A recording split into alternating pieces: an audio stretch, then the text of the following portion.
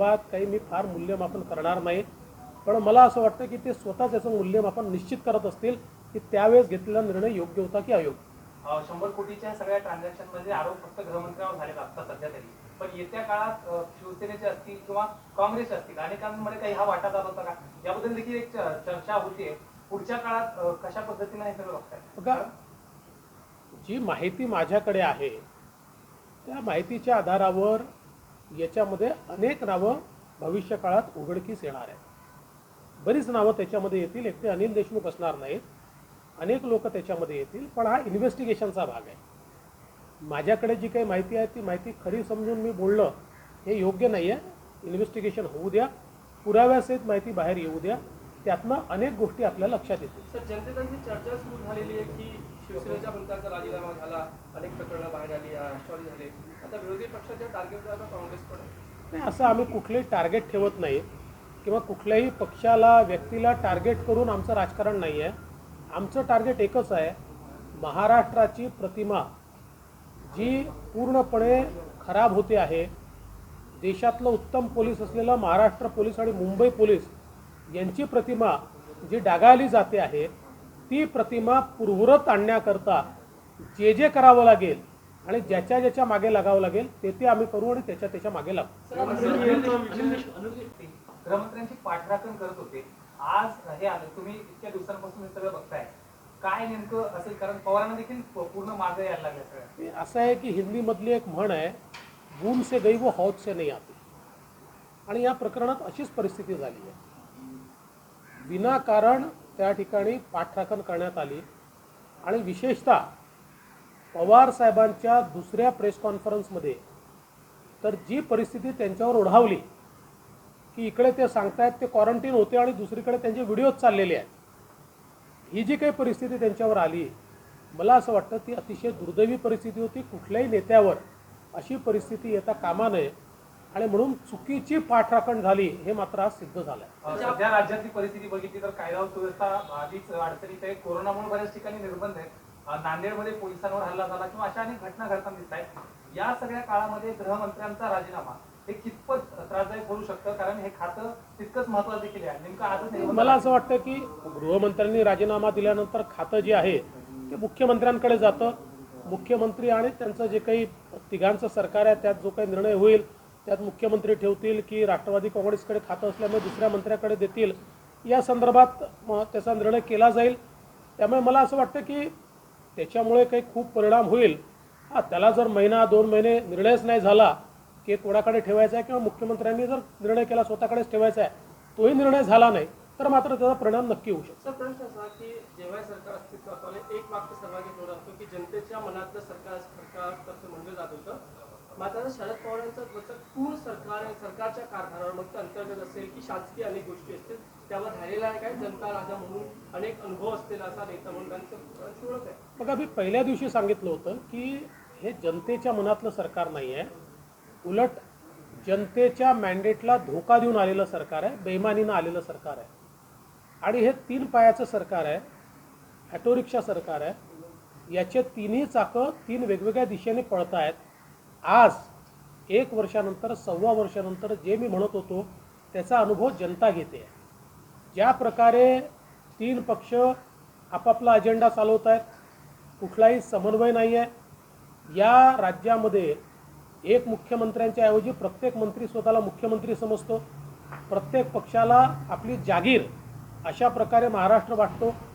ही जी काही अवस्था या ठिकाणी आली आहे, मला असं वाटतं आता जनतेला देखील हे लक्षात आलेलं आहे की हे सरकार कशा प्रकारे 3 पायाचं सरकार 3 वेगवेगळ्या दिशेला चाललं आहे आणि यात भरडली जाते आहे ती मात्र जनता भरडली जाते. शरद पवारांच्या दिवसामध्ये 2 मंत्र्यांचे राजीनामे झाले. तुम्हाला महाविकास आघाडीचं भवितव्य काय वाटतं? बघा, या सरकारचं भवितव्य हे मी पहिल्या दिवशी सांगितलं होतं की हे सरकार आपल्या स्वतःच्या वजनाने पडेल, अपने बोझ से ये सरकार गिरेगी, अशा प्रकारचं पहिल्या दिवशी मी सांगितलं होतं. आता हळूहळू ते खरं होताना दिसतं आहे. या सरकारमधले मंत्री, या सरकारचे नेते ज्या प्रकारे वागतायत, ज्या प्रकारे सरकार चालवत आहेत, सरकार लोकांच्या मनातनं तर पूर्णपणे उतरलं आहे, पण कॉन्स्टिट्यूशनली देखील हे सरकार स्वतःची अकर्मण्यता आणि अकार्यक्षमता हळूहळू समोर आणते आहे. आम्ही पहिल्या दिवशी सांगितलं सरकार पाडण्याची आम्हाला घाई नाही, आम्हाला त्यात इंटरेस्टही नाही. हे सरकार स्वतः खाली येईल आणि तीच परिस्थिती आज पाहायला मिळते. ये है जिनके खिलाफ ये इन्वेस्टिगेशन होगा, क्या आप मानते हैं कि अनिल देशमुख के अलावा और भी कोई बड़े नाम हैं जो इनमें आगे आएंगे? देखिए, मैं बिल्कुल साफ कहना चाहता हूँ कि इन्वेस्टिगेशन जब होता है तो लिमिटेड नहीं होता.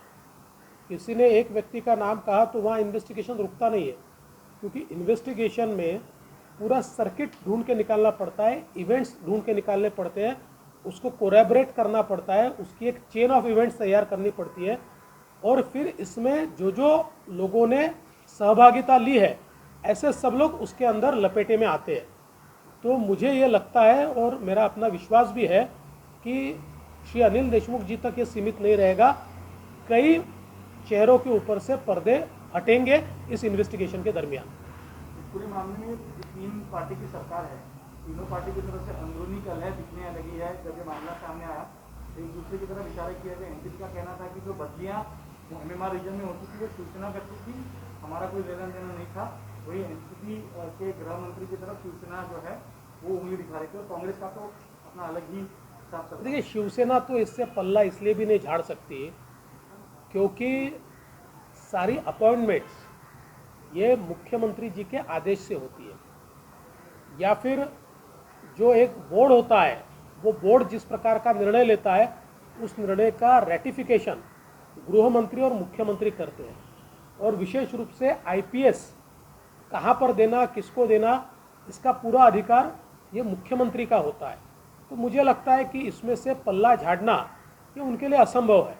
और निश्चित रूप से राष्ट्रवादी का भी वो कहना है कि केवल हम नहीं है, इसमें NCP भी है, और कांग्रेस भी अपनी ज़मीन उसमें तलाश रही है. कांग्रेस का ये कहना नहीं है कि ये गलत क्यों हो रहा है. कांग्रेस को लगता है भाई इतना सब हो रहा है, उसमें हम कहाँ हैं, तो बहती गंगा में उनको भी हाथ धोना है.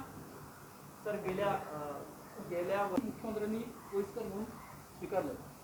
असं असतं की शेवटी राज्याचे प्रमुख मुख्यमंत्री असतात आणि अशा परिस्थितीमध्ये जेव्हा परिस्थिती अडचणीची असते, जेव्हा आपण स्वतः आपलं सरकार अडचणीत असतं, अशाही परिस्थितीमध्ये त्या परिस्थितीला फेस करून मुख्यमंत्र्यांनी लोकांना आश्वस्त करायचं असतं की हो ठीक आहे, चूक झाली असेल तर आम्ही ती सुधारू, किंवा आमचं याच्यावर हे म्हणणं आहे.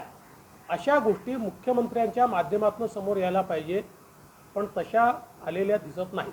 राजीनामा देताना अनिल देशमुख यांनी असं म्हटलं की नैतिकदृष्ट्या योग्य वाटत नाही म्हणून राजीनामा देतो, असं त्यांनी राजीनामा देताना पत्रामध्ये म्हटलेलं आहे. आता पत्रामध्ये काहीही म्हटलं असलं तरी मला असं वाटतं की आता त्याच्यावर फार काही बोलून फायदा नाही.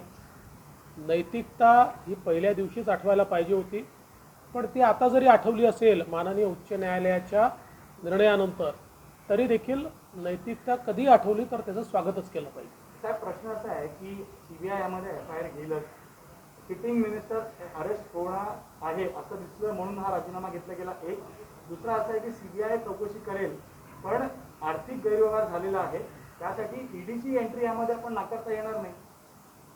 पहिली गोष्ट तर अशी आहे की CBI कोणाला अरेस्ट करेल किंवा करणार नाही या संदर्भात CBI स्वतः सांगू शकेल.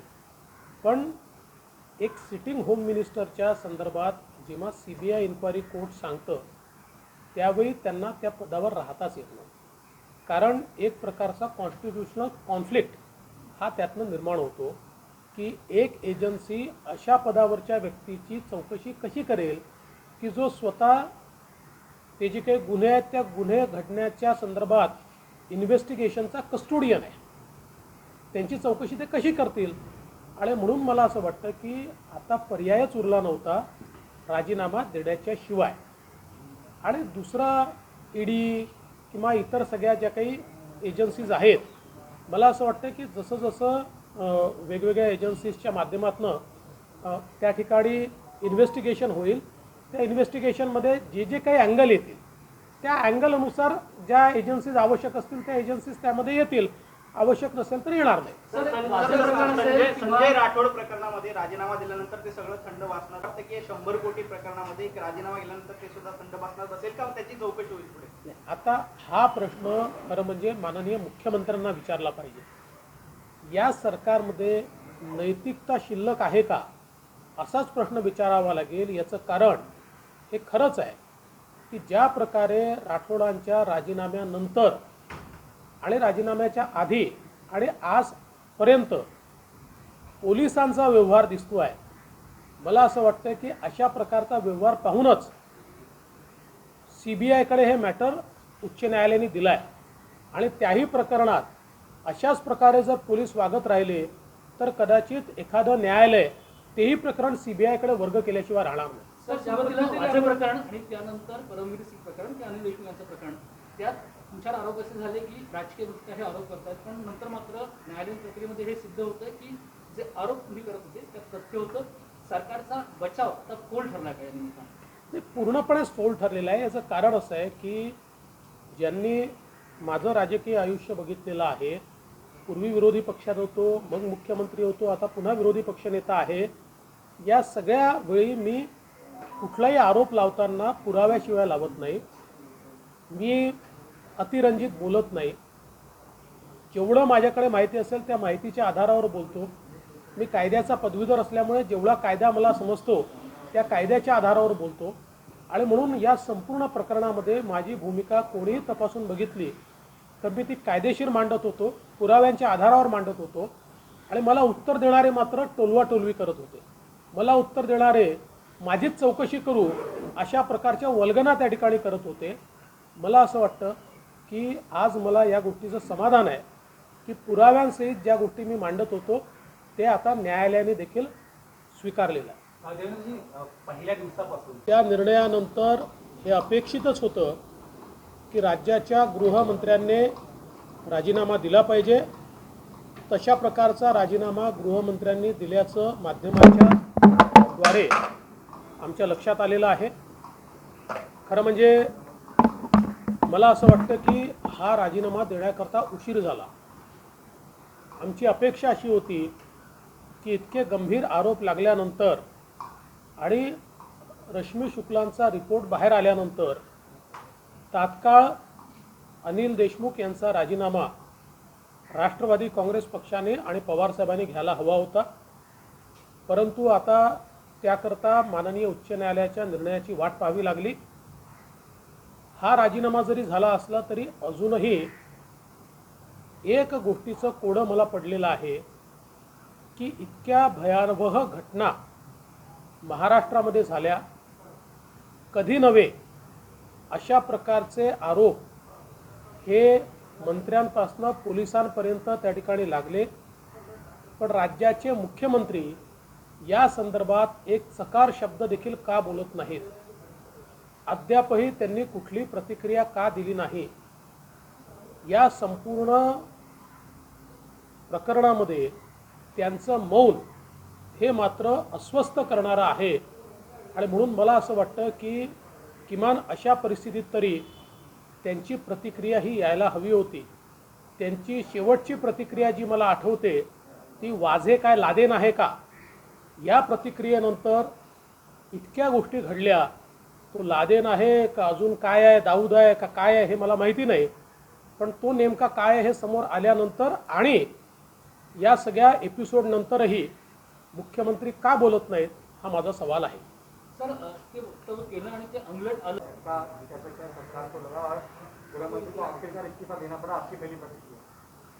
देखिए, गृह मंत्री का ये इस्तीफा बहुत पहले आना चाहिए था. जिस समय इस प्रकार के आरोप लगे, फिर पूर्व पुलिस कमिश्नर का पत्र आया, पूर्व कमिश्नर इंटेलिजेंस का रिपोर्ट खुला हुआ, इसमें से किस प्रकार से सरकार में रैकेट चल रहा है ये सारी चीज़ें बाहर आई. सचिन वाझे इनके इन्वेस्टिगेशन में जो जो चीज़ें बाहर आई वो आश्चर्यचकित करने वाली थी. एक प्रकार से मुंबई और महाराष्ट्र में सिंडिकेट राज चल रहा था. ये सारी चीज़ें बाहर आने के बाद तुरंत इस प्रकार का इस्तीफ़ा ये गृह मंत्री से लेना चाहिए था. लेकिन वो इस्तीफा नहीं लिया गया। आखिरकार उच्च न्यायालय को इसमें हस्तक्षेप करना पड़ा और उच्च न्यायालय के हस्तक्षेप के कारण ये इस्तीफा देना पड़ा है। लेकिन जहां एक और ये इस्तीफा हुआ है, वही मैं दूसरी ओर सवाल पूछना चाहता हूं कि मुख्यमंत्री मौन क्यों है। ये पूरा प्रकरण बढ़ता गया, प्रकरण जटिल होता गया, परत दर परत खुलता गया। इसमें से कई आश्चर्यचकित करने वाली चीज़ें बाहर आई, कई सरकार का और स्टेट का नाम खराब करने वाली घटनाएं घटी। इन सारी चीज़ों में मुख्यमंत्री जी मौन रहे। पिछला स्टेटमेंट जो मुख्यमंत्री जी का मुझे याद आता है, तो वाजे कोई लादेन थोड़ी है। इस प्रकार से वाजे का समर्थन या उसका बचाव मुख्यमंत्री जी ने किया था। तब से लेकर आज तक ऑफिशियली एक भी बात मुख्यमंत्री जी ने इसके ऊपर नहीं की है। मुख्यमंत्री क्या आप राज्य सरकार को अस्थिर करने के लिए इस तरह के बेबुनियाद आरोप लगा रहे हैं? आप केंद्रीय गृह सचिव के पास भी गए, आपको केंद्रीय एजेंसी के पास ही मामला सौंपा गया है। दूध का दूध पानी का पानी अब होगा? मैं बिल्कुल मानता हूं कि दूध का दूध पानी का पानी होगा। बहुत चीज़ें इसमें से बाहर आएगी। मैं तो ऐसा कहता हूं कि जिसको अंग्रेजी में टिप ऑफ आइसबर्ग कहते हैं, उस प्रकार से ये बिल्कुल छोटी छोटी चीज़ें अभी बाहर आई है। जैसे ही इन्वेस्टिगेशन आगे बढ़ेगा, कई चेहरों के ऊपर से पर्दे हटेंगे और एक प्रकार से क्लिनजिंग, एक प्रकार से सफाई ये इस इन्वेस्टिगेशन के माध्यम से होगी।